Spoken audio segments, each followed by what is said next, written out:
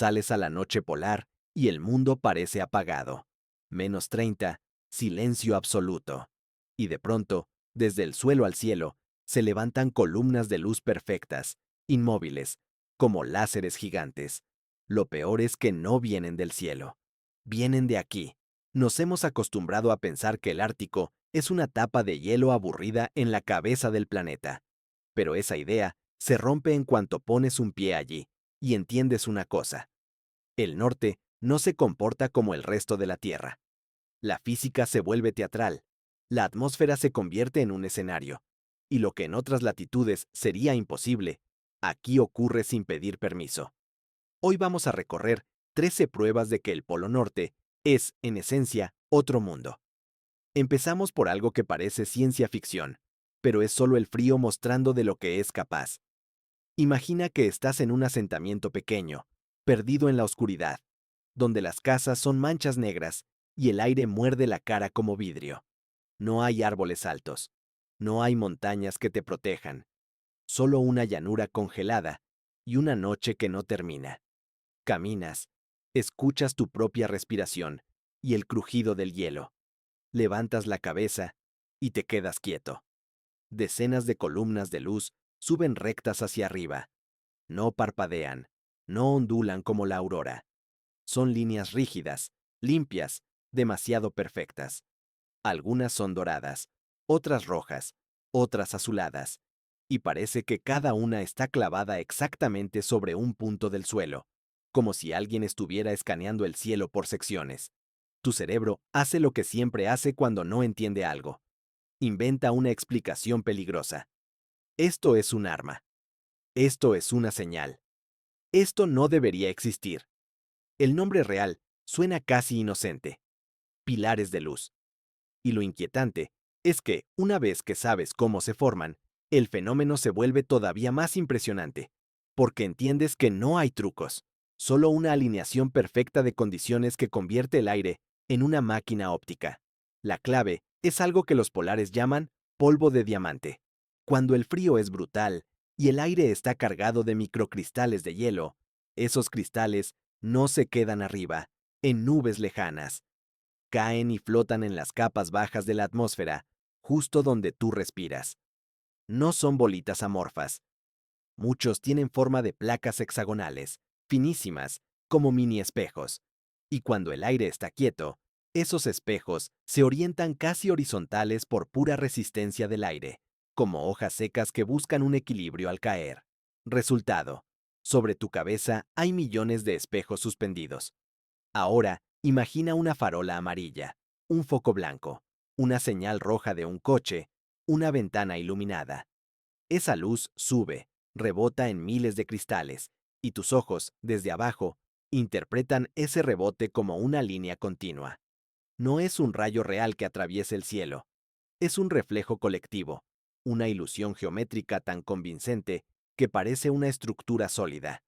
Y aquí viene el detalle que hace que el espectáculo parezca diseñado por alguien. El pilar copia el color del origen. Un foco cálido crea una columna dorada, un semáforo o una luz de freno, una columna roja como sangre, un LED frío, una columna azul futurista. Por eso, a veces, un pueblo ártico diminuto se ve como una ciudad cyberpunk, no por tecnología, sino por hielo en el aire. Este fenómeno también explica un clásico del norte: los reportes de objetos extraños que no se mueven. Gente que ve luces verticales inmóviles y jura que algo está suspendido ahí arriba. En el Ártico, tu intuición te traiciona constantemente, porque lo que ves no siempre es lo que está pasando. Y si crees que esto ya es raro, recuerda algo: los pilares de luz son de lo más amable que hace la atmósfera polar. Aquí, el frío no solo congela, ordena, alinea partículas, limpia el aire, convierte lo invisible en visible. Y cuando el aire se vuelve un espejo, también se vuelve un aviso. Si puedes ver pilares así de nítidos, el frío suele ponerse peor, como si la noche te estuviera diciendo: todavía no has visto nada. Lo verdaderamente inquietante es cómo te hace sentir, porque aunque entiendas la explicación, El cuerpo no se calma. Sigues ahí, con la cara ardiendo por el hielo, viendo columnas perfectas que suben al vacío negro, y te invade una idea absurda, pero inevitable. El planeta está haciendo algo a tus espaldas, algo que no controlas, algo que ocurre igual, te guste o no. Y eso es el Ártico, un lugar donde la naturaleza no necesita monstruos para asustarte. Le basta con la física. Dicen que el Ártico es blanco. Mentira. A veces es rosado. Y a veces es rojo oscuro. Como si alguien hubiera derramado algo imposible sobre la nieve. Vas caminando por un paisaje puro, limpio, perfecto. Y de pronto ves manchas que parecen sangre. Tu cerebro se bloquea. Y entonces te acercas. Y huele a sandía. Imagina esa escena. Hielo infinito. Viento seco. Nada vivo a la vista. Y en medio de esa quietud, una ladera entera teñida de rojo, como si la nieve estuviera enferma. La primera reacción es miedo o asco, porque se ve antinatural. Pero la naturaleza del norte es así. Te presenta algo que parece crimen, y resulta ser biología. A esto lo llaman nieve de sandía. No porque sea bonita, sino porque, cuando el sol empieza a calentar, aparece un aroma dulce y ligero, casi frutal.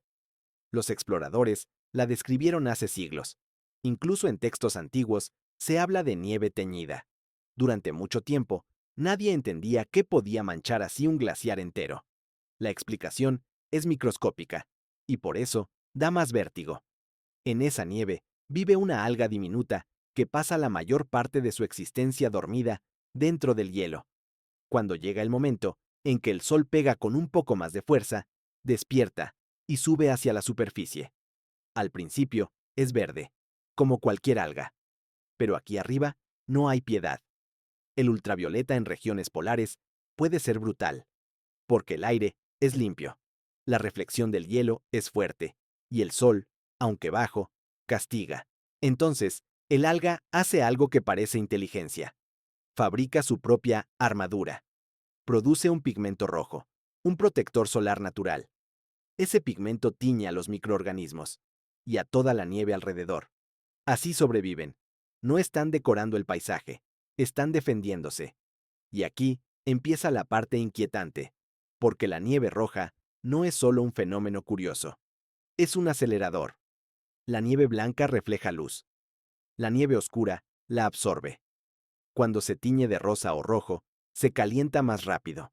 Eso derrite el hielo, crea más agua líquida, y eso permite que el alga se multiplique mejor. Más algas, más pigmento, más pigmento, más calor, más calor, más deshielo. Es un círculo que se alimenta solo. Lo que tú ves como un milagro raro puede ser, para un climatólogo, un pequeño aviso que se repite por miles de kilómetros. El hielo está perdiendo su escudo. Y aún hay otro detalle que casi nadie piensa. La nieve de sandía te tienta. Parece inofensiva. Es natural. Es como una fruta. Qué curioso. Pero en una expedición real, eso es una trampa mental.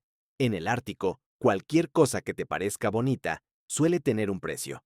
Porque si está activa ahí, en ese frío, es porque encontró una forma de ganar. Lo más fuerte es la contradicción. Estás en un lugar que asociamos con muerte y silencio, y de repente descubres que hay vida, pero una vida que, sin querer, ayuda a derretir el mundo donde vive. Y si esto te parece raro, espera al siguiente punto. Porque el fenómeno más famoso del norte, la aurora, tiene un secreto que cambia por completo la experiencia. No solo se ve, hay momentos en que también se escucha. La aurora boreal es el brand del Ártico. La gente viaja miles de kilómetros para verla. Tiembla durante horas en la oscuridad. Y cuando por fin el cielo explota en verde y violeta, todos creen que ya lo han vivido todo. Pero hay un detalle que casi nunca aparece en los videos. El sonido. Porque si lo incluyeran, muchos pensarían que está editado. La lógica dice que es imposible. La aurora ocurre a más de 100 kilómetros de altura. Ahí arriba, el aire es tan delgado que parece silencio puro. ¿Cómo podría oírse algo desde esa distancia? Durante décadas, los científicos se reían de los relatos de los Inuit, de los Sami, de los cazadores y polaristas veteranos. Decían que era su gestión, que el cerebro inventaba audio para acompañar un espectáculo visual, una ilusión auditiva. Y sin embargo, hay noches en que el cielo suena. Imagina esto. Estás solo, lejos de cualquier pueblo. Nada de motores, nada de cables eléctricos cerca. La nieve es una alfombra negra bajo el cielo. La aurora se mueve encima de ti, como si alguien estuviera arrugando una tela de luz. Y entonces, en medio de esa quietud, escuchas un crujido seco, como una rama finísima rompiéndose. Luego un chisporroteo suave, parecido al fuego cuando prende. A veces es un pss breve, como interferencia de radio. A veces suena como pequeños golpes, como si alguien aplaudiera muy lejos. Pero no está lejos. La sensación es peor. Parece estar justo encima de tu cabeza. Es el tipo de sonido que te hace mirar alrededor buscando una fuente, aunque sabes que no la hay. Y en el Ártico, cuando no encuentras la fuente, tu mente te lleva al peor lugar posible. Durante siglos, los pueblos del norte lo interpretaron como voces, no en plan fantasma en un castillo, sino como una advertencia. Espíritus, ancestros, algo que te observa. No era un adorno cultural. Era una forma de ponerle nombre a una experiencia que te eriza la piel. El giro llegó cuando alguien decidió dejar de discutir y empezar a grabar. En Finlandia, un grupo de investigadores instaló micrófonos ultrasensibles en plena naturaleza y esperó noches de actividad fuerte. Querían comprobar si el sonido era real o si era autosugestión. Y lo registraron. Lo que escuchaban los testigos existía. Pero lo que más asusta no es que suene, es de dónde viene. Al analizar la señal, descubrieron que el origen no estaba a 100 kilómetros. Estaba increíblemente bajo, decenas de metros sobre el suelo, en una capa de aire que normalmente ignoramos. Durante tormentas geomagnéticas, el sistema se carga. Se forma una especie de zona con acumulación eléctrica, y en ciertos momentos, esa carga se descarga en microeventos. Pequeños chasquidos, descargas diminutas, como microexplosiones eléctricas del aire. En otras palabras, en algunas noches, estar bajo una aurora muy activa es como estar bajo una infraestructura invisible que chispea. No lo ves, pero lo oyes. Y ahí, el cerebro hace clic. Lo que tú admirabas como un espectáculo lejano, romántico, celestial, en realidad, tiene un componente pegado a tu mundo, a tu altura, a tu respiración. No es solo el cielo bailando, es la atmósfera reaccionando encima de ti, muy cerca. Eso cambia la emoción, te quita la distancia segura, porque si el cielo puede hacer ruido a tu alrededor, entonces no estás mirando algo ahí arriba, estás dentro del fenómeno. Y eso es lo que el Ártico hace mejor. Te mete en situaciones donde dejas de ser espectador. Te vuelve parte del experimento.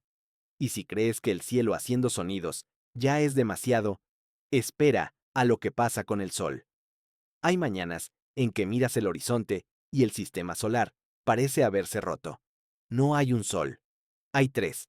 Te despiertas en el Ártico y lo primero que sientes es que la luz no se parece a la luz. Sales, entrecierras los ojos y el corazón te da un salto. En el horizonte no hay un sol. Hay tres. Uno grande en el centro y dos más pequeños a los lados, como escoltas. A veces, encima aparece un arco luminoso perfecto, y el conjunto parece un símbolo antiguo pintado en el cielo. La primera idea es obvia. Estoy viendo doble. La segunda es peor. Algo va mal ahí arriba. En tiempos antiguos, esto era pánico puro. Crónicas medievales hablan de soles falsos, como señal de guerra, hambre o caída de reinos. La gente rezaba. Algunos huían. La sensación es comprensible. Si el sol se multiplica, el mundo se sale de su eje. Hoy sabemos cómo se llama. Pargelio, aunque la gente lo conoce como perros solares. Y el nombre tiene algo de broma, pero lo que estás viendo es una demostración de precisión física tan perfecta que parece diseñada. Otra vez, los cristales de hielo. En el aire helado flotan diminutos prismas, muchos con forma hexagonal. Cuando el viento está calmado y la atmósfera se estabiliza, esos cristales caen despacio y se orientan de una manera muy concreta. Y cuando se orientan, se convierten en un sistema óptico gigante. El Sol real emite luz. Esa luz entra en los cristales y se refracta, igual que en un prisma de laboratorio. La clave es el ángulo, 22 grados, no aproximadamente. 22, siempre. Por eso los dos soles falsos aparecen a la misma distancia del Sol verdadero, a ambos lados, como si alguien los hubiera colocado con regla. Cuando el fenómeno está fuerte, el cielo se vuelve un tablero geométrico. Círculos luminosos alrededor del Sol, arcos que parecen coronas, columnas verticales, incluso formas que recuerdan cruces. Un solo amanecer puede parecer un glitch de videojuego. Y aquí viene lo que engancha de verdad. En el Ártico, estas ilusiones no son solo bonitas, son mensajes del tiempo. Los viejos polaristas lo saben.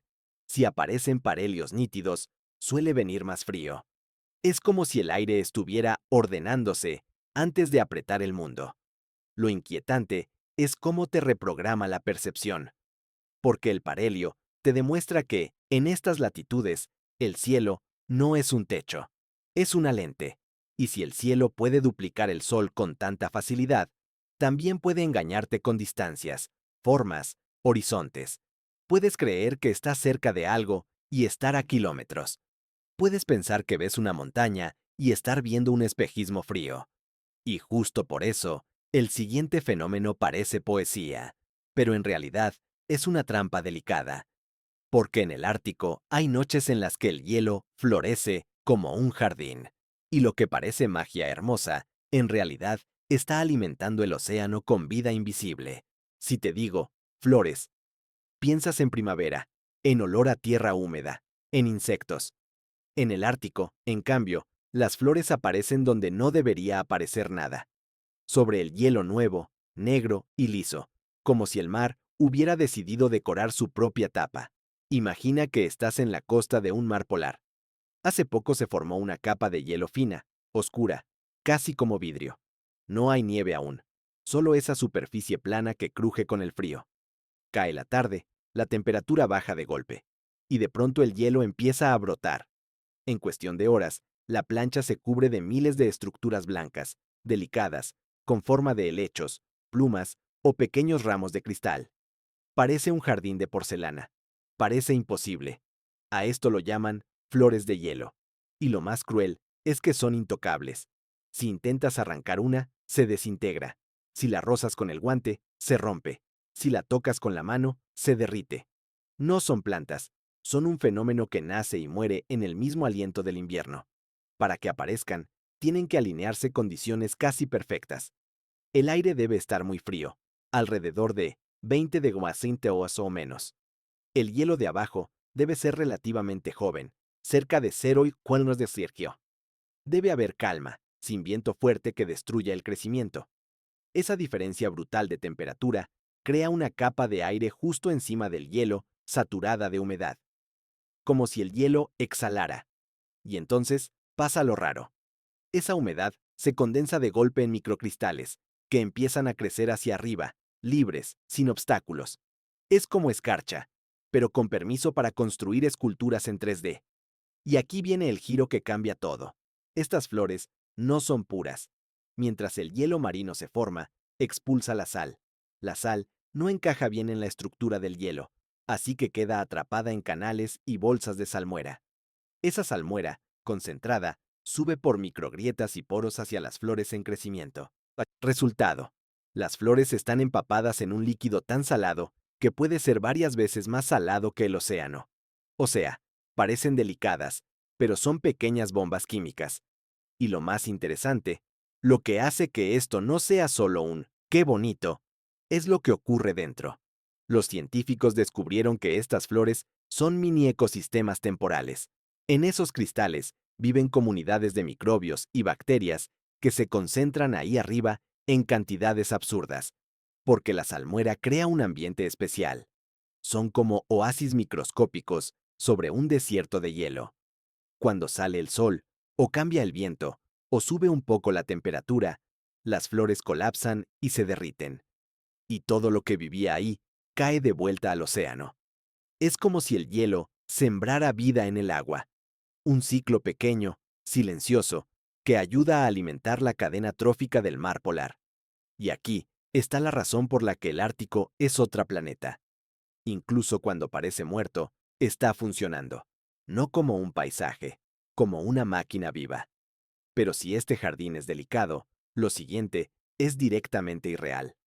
Hay lugares donde el hielo no es blanco ni gris, es azul eléctrico, como si caminaras dentro de una gema gigante. Y no es iluminación, es edad.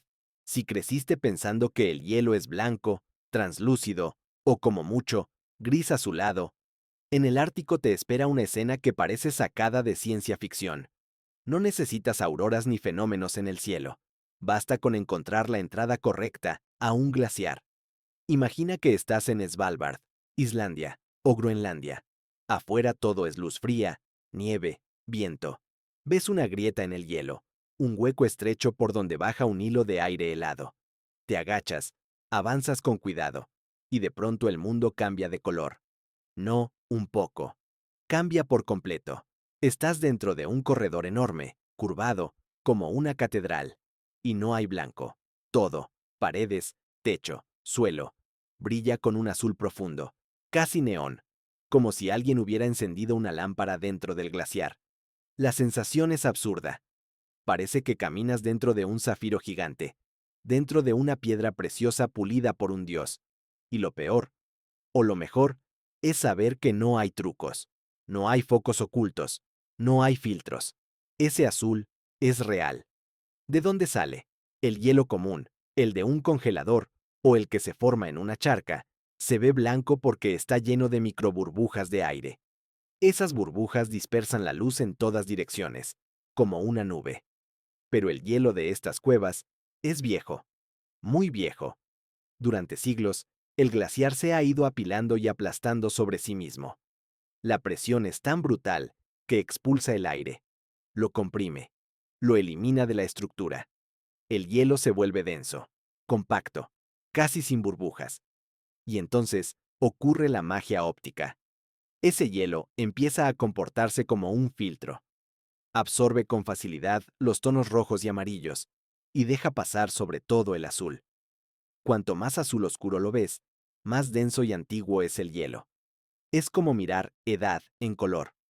En algunas cuevas, el azul es tan intenso que te da la impresión de estar dentro de un líquido sólido.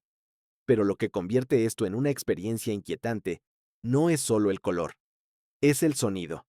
Porque un glaciar no es una roca, es un cuerpo en movimiento. Lentísimo, sí, pero vivo. Mientras caminas, escuchas crujidos finos, como vidrio partiéndose. A veces un golpe sordo, profundo, como si algo enorme se acomodara en la distancia. Y luego, silencio, hasta que vuelve a sonar. Son las paredes ajustándose, la cueva respirando, el hielo deformándose por su propio peso.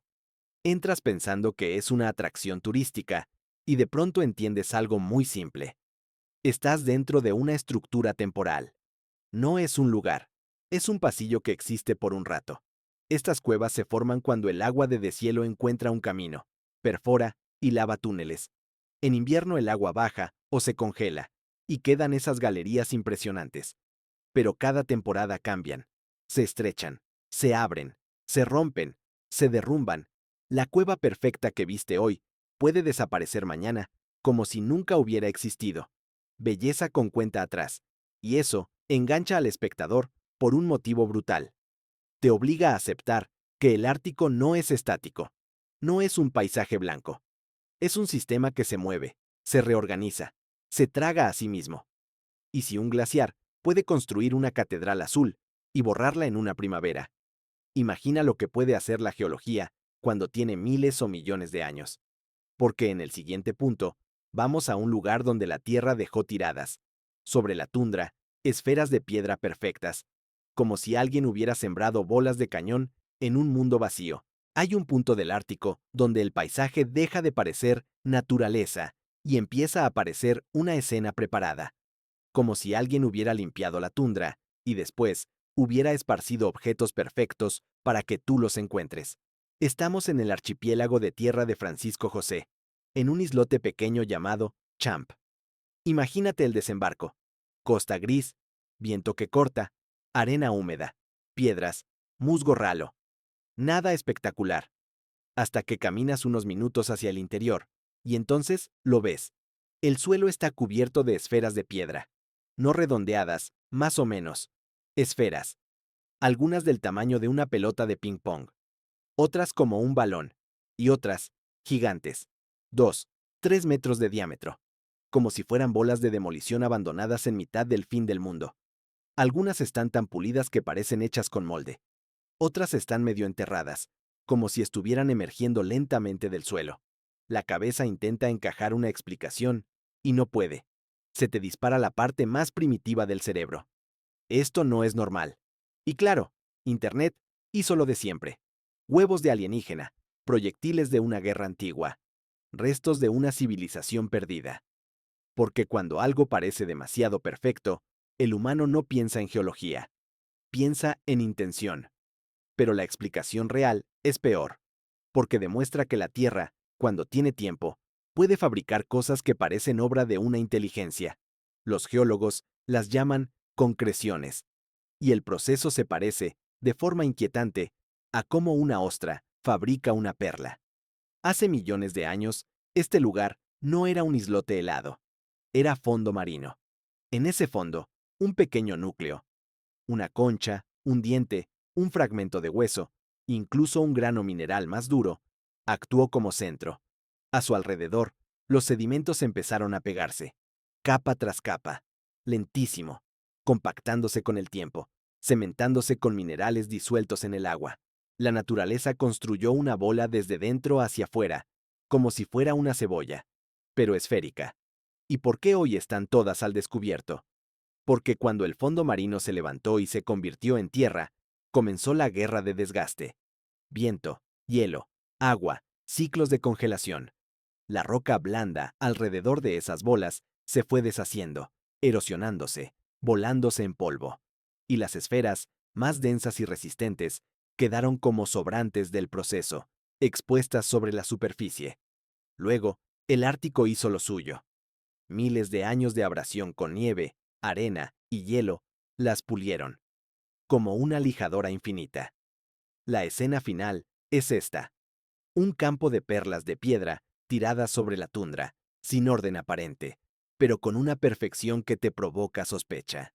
Y lo más raro es que, aunque hay lugares con concreciones en otras partes del mundo, aquí la concentración es tan alta que parece una instalación artística. Los turistas que llegan en rompehielos, porque a Champ no llegas de paso, cuentan lo mismo. Te da la sensación de estar caminando dentro de un museo donde la Tierra expone su propia colección. Y aquí viene la pregunta que engancha. Si estas esferas se formaron en un fondo marino cálido, ¿qué otras cosas imposibles guarda el Ártico bajo capas de hielo y roca? La respuesta es: guarda un lugar que no parece natural en absoluto. Un búnker en la roca, con puertas que parecen de película, construido no para proteger oro ni armas, sino el futuro de la comida en la Tierra. Y ahí, el tono cambia, porque ya no hablamos de rarezas bonitas, hablamos de supervivencia. Hay lugares en el Ártico que te dan curiosidad, y hay otros que, cuando los ves, te dan una sensación incómoda, como si estuvieras mirando un seguro de vida, preparado para el peor día posible. Imagina Svalbard, a unos 1100 kilómetros del Polo Norte, un archipiélago donde hay más osos polares que personas, nieve, roca, viento, silencio. Y de pronto, en una ladera, aparece algo que rompe por completo el paisaje. Un bloque de hormigón que sobresale de la montaña como la proa de un submarino. Un triángulo gris, sin ventanas, con una entrada que parece de búnker militar. Por la noche, además, brilla con un resplandor verdoso a su lado. No parece un edificio, parece una advertencia. No es una base secreta, es algo más serio. Oficialmente se llama Bóveda Global de Semillas de Svalbard, pero casi todo el mundo la conoce por su apodo real: la Bóveda del Juicio Final. La idea es simple y aterradora.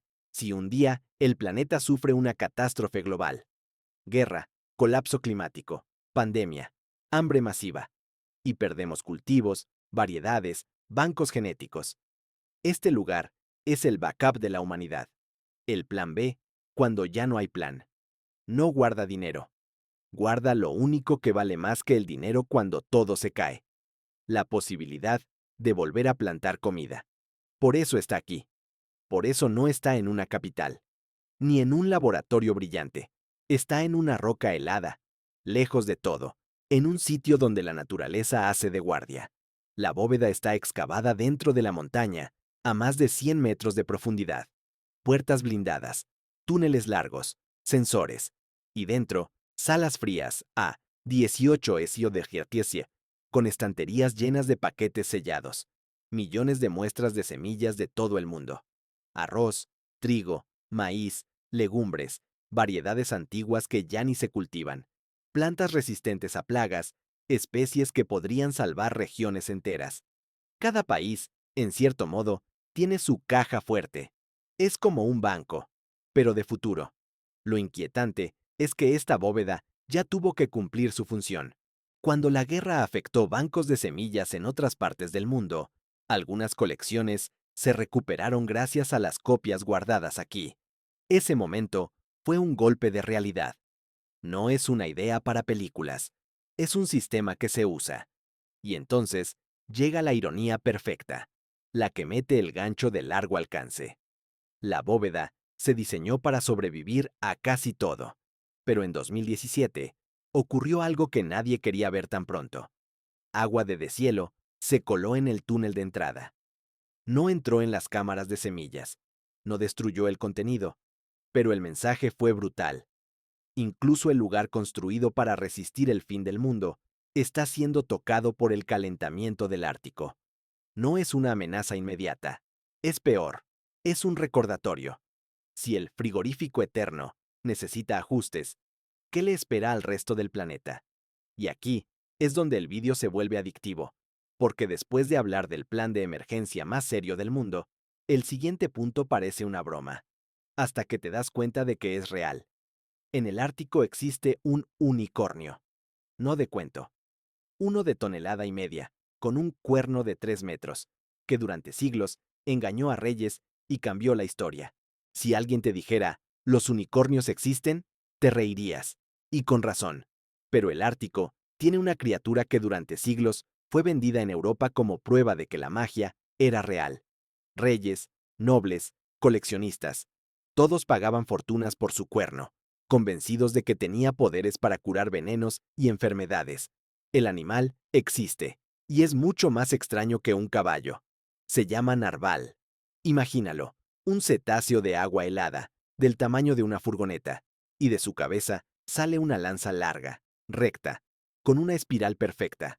Si lo ves una vez, tu cerebro lo etiqueta como imposible. Es el único mamífero marino que parece un mito.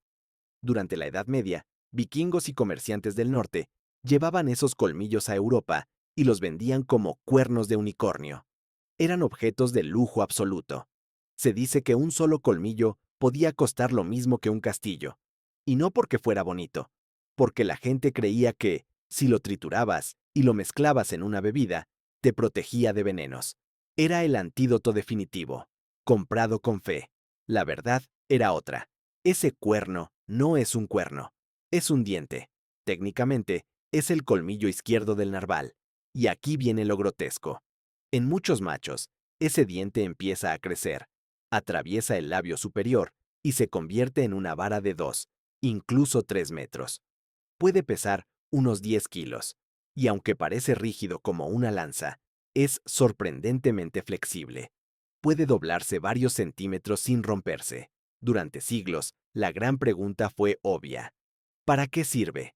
La explicación fácil era violencia, romper hielo, pelear por hembras, atravesar enemigos. Y sí, los narvales se rozan y se empujan con los colmillos, como si midieran fuerzas. Pero eso no justificaba semejante estructura, tan cara de fabricar biológicamente. La respuesta real es mucho más inquietante, porque convierte al narval en un animal casi extraterrestre. Ese colmillo es un órgano sensorial. Está lleno de microcanales y terminaciones nerviosas. Millones. La superficie tiene poros microscópicos que permiten que el agua entre y llegue a los nervios. Es como si el narval nadara con un nervio expuesto de 3 metros, sin que le duela, porque así está diseñado.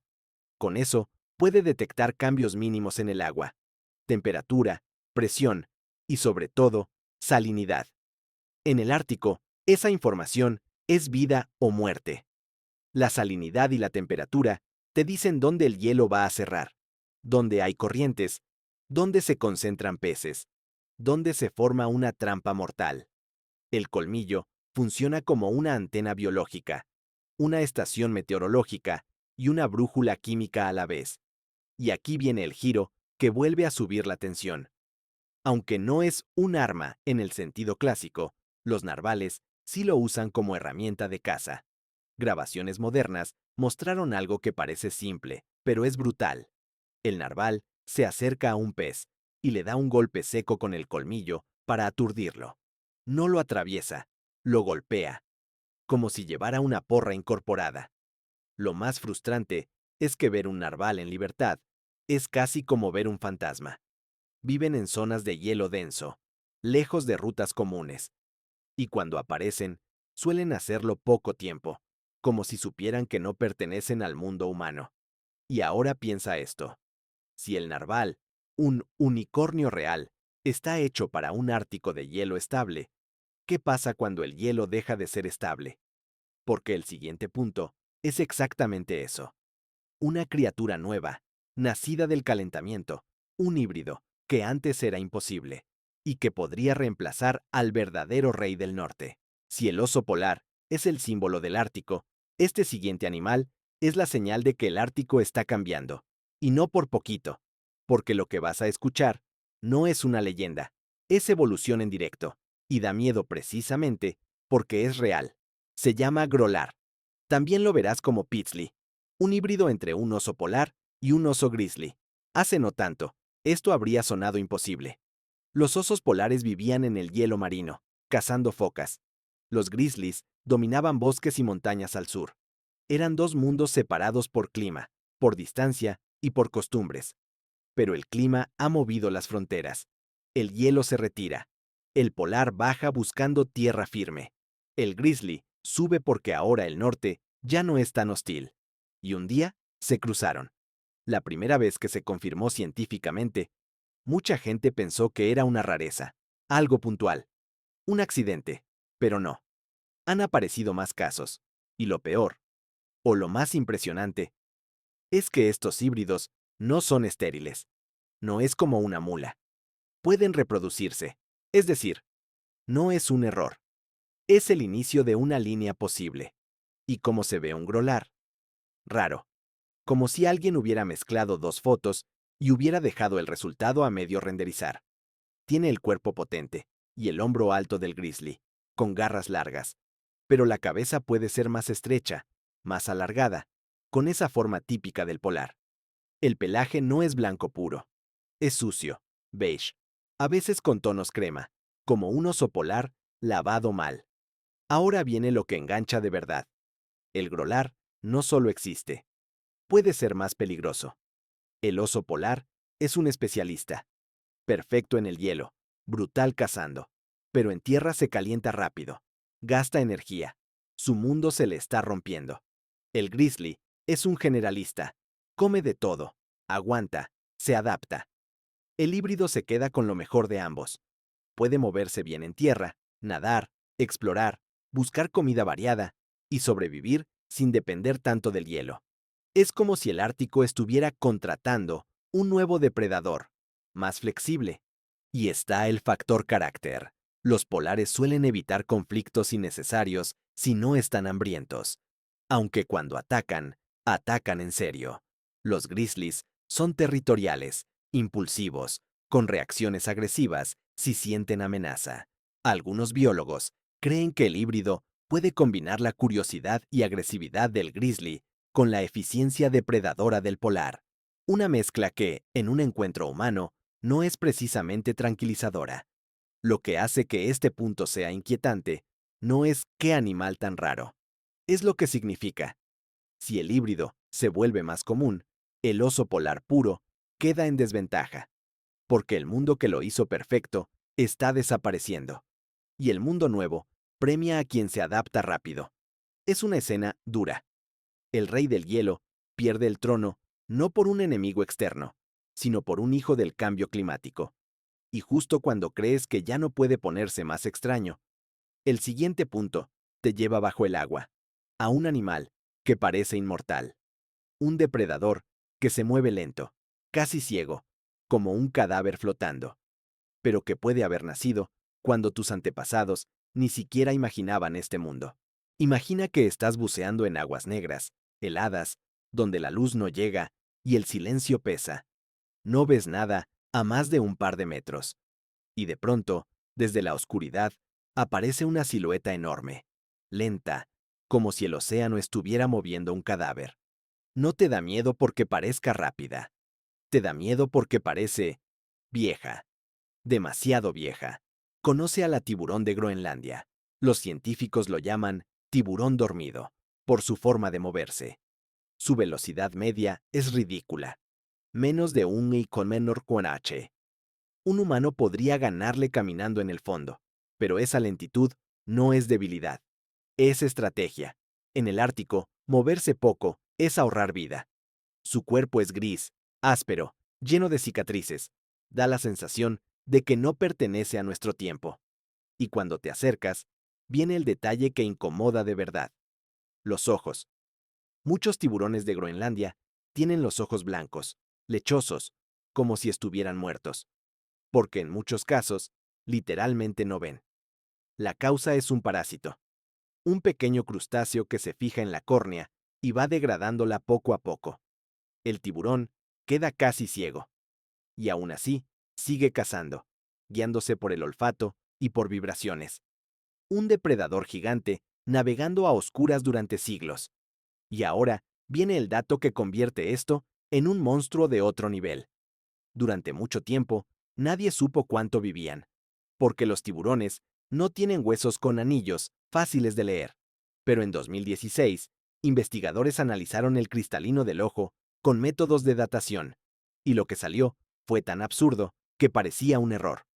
El tiburón de Groenlandia es el vertebrado más longevo conocido. Edad media, alrededor de 270 años, y algunos individuos estimados, cerca de 500 años. Piensa lo que significa, de verdad. Ese tiburón ya nadaba cuando Colón estaba cruzando el Atlántico. Ya existía cuando Shakespeare escribía teatro. Ya era adulto cuando Europa estaba quemándose en guerras que hoy solo vemos en libros. Nosotros nacemos, corremos, levantamos ciudades, las destruimos, y él sigue ahí abajo, moviéndose como si el tiempo no le afectara. Su inmortalidad tiene un precio. Crece tan lento que alcanza la madurez sexual tardísimo, a veces cerca de los 150 años. Es como si su infancia durara más que la vida completa de varias generaciones humanas. ¿Y por qué vive tanto? El frío. El agua cerca del punto de congelación frena su metabolismo casi al mínimo. Todo va más despacio. El movimiento, el crecimiento, el desgaste, el envejecimiento. Es una vida en cámara lenta. Pero hay un detalle final que lo hace todavía más raro. Su carne está impregnada de un compuesto que funciona como anticongelante natural. Para nosotros es tóxico. Comerla cruda puede provocarte un estado parecido a una borrachera extrema, con náuseas y desorientación. Por eso, además de viejo, es un bicho que casi nadie quiere comer. Hasta su sabor está diseñado para sobrevivir. Y aquí es donde sube el misterio. Si existen criaturas que pueden vivir 5 siglos ocultas en la oscuridad, ¿qué más está atrapado ahí abajo, conservado por el mismo frío, esperando a salir? Porque el siguiente punto nos lleva a lo que parece una fiebre del oro moderna, solo que en vez de buscar metal, se busca algo blanco, antiguo y carísimo. Y está apareciendo porque el congelador del planeta está fallando. Ahora imagina que vas en una lancha por un río del norte de Siberia. A un lado, un acantilado de tierra congelada. Parece cemento, parece eterno. Pero el agua muerde la orilla. El sol pega más fuerte cada verano. Y de pronto, la pared se desmorona con un estruendo. Y de esa tierra húmeda, oscura, se asoma algo imposible. Un arco marrón, curvado, enorme, como la raíz de un árbol gigante. No es madera, es un colmillo de mamut. Bienvenido a la fiebre del oro blanco. Porque el Ártico no es solo hielo y nieve, es una cápsula del tiempo. Bajo la permafrost, la capa de suelo que estuvo congelada miles de años, hay un cementerio inmenso. No un par de huesos, un continente entero sembrado de restos. En Yakutia y el norte de Siberia, los científicos estiman que hay cientos de miles de toneladas de marfil de mamut atrapadas en la tierra. Millones de animales que vivieron hace 10, 15, 20 mil años, cuando el paisaje no era una nada blanca, sino una estepa fría llena de hierba, donde caminaban manadas gigantes. Durante siglos, todo eso estuvo sellado. Pero el congelador del planeta está fallando.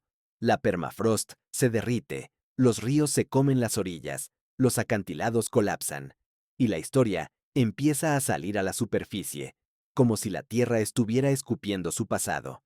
Y ahí aparece el negocio.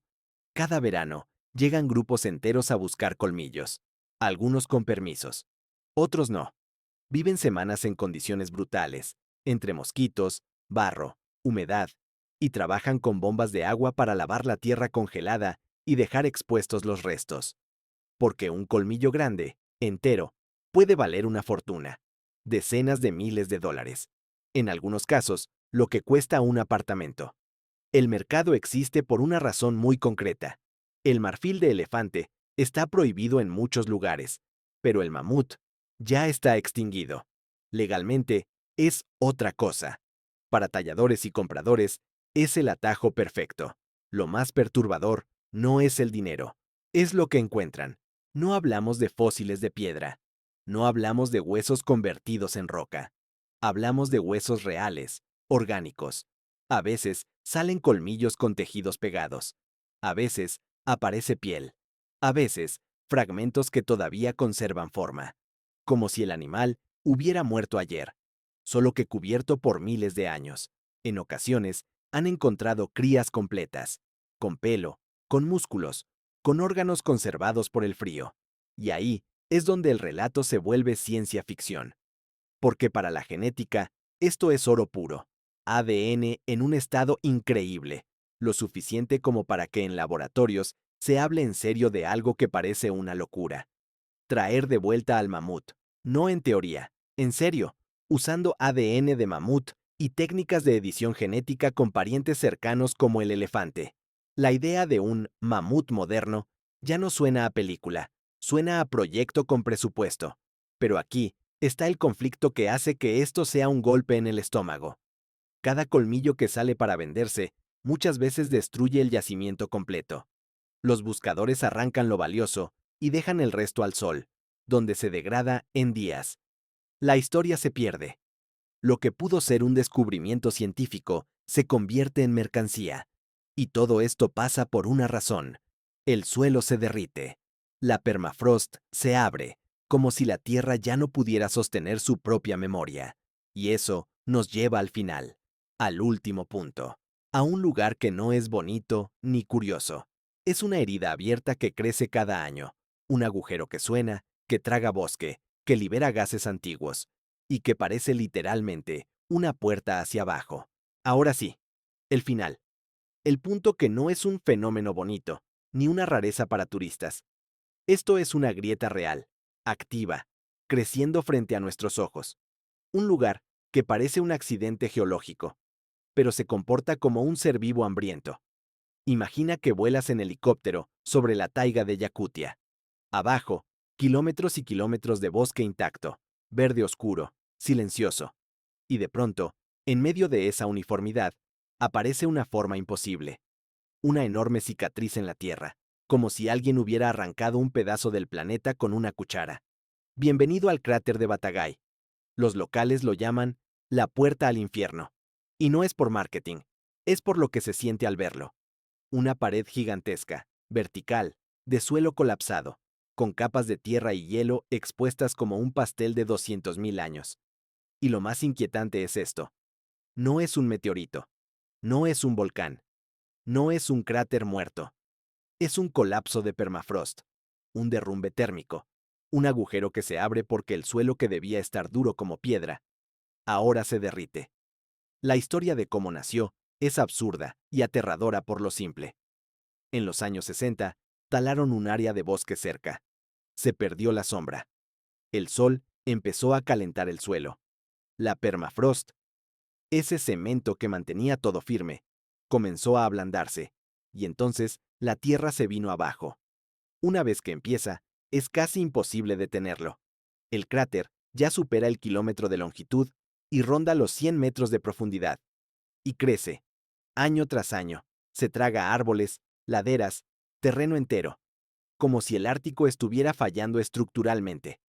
Pero hay algo que convierte esto en un sitio que te da escalofríos, aunque no creas en nada. Suena. Si te acercas al borde, lo cual es peligrosísimo, porque el suelo puede ceder sin aviso. Escuchas crujidos, golpes secos, un murmullo constante. No es viento, es la tierra rompiéndose, es el hielo interno derritiéndose y colapsando. Son árboles cayendo dentro. Es la permafrost, que supuestamente era eterna, desarmándose en tiempo real. Para los científicos, Batagay es una mina de oro, y al mismo tiempo, una alarma gigante, porque esas paredes expuestas son un archivo natural. Capas congeladas de diferentes épocas. Ahí aparecen restos perfectamente conservados.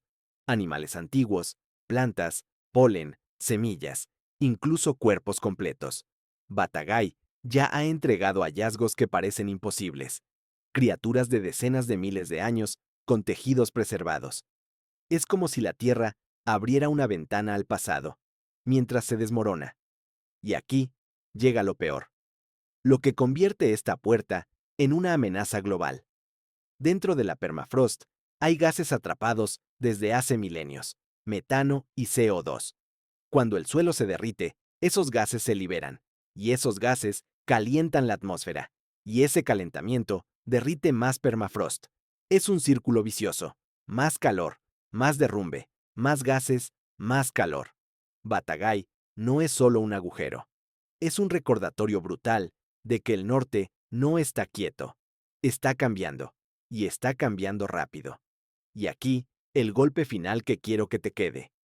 Todo lo que viste en este top, los pilares de luz, el nieve sandía, los sonidos del cielo, los falsos soles, las flores de hielo, las cuevas azules, las esferas perfectas, el búnker de semillas, los narvales, los híbridos, los tiburones centenarios, los colmillos de mamut. Parece sacado de otro planeta, pero no lo es. Es la misma Tierra, solo que en su versión más extrema. Así que dime una cosa en comentarios.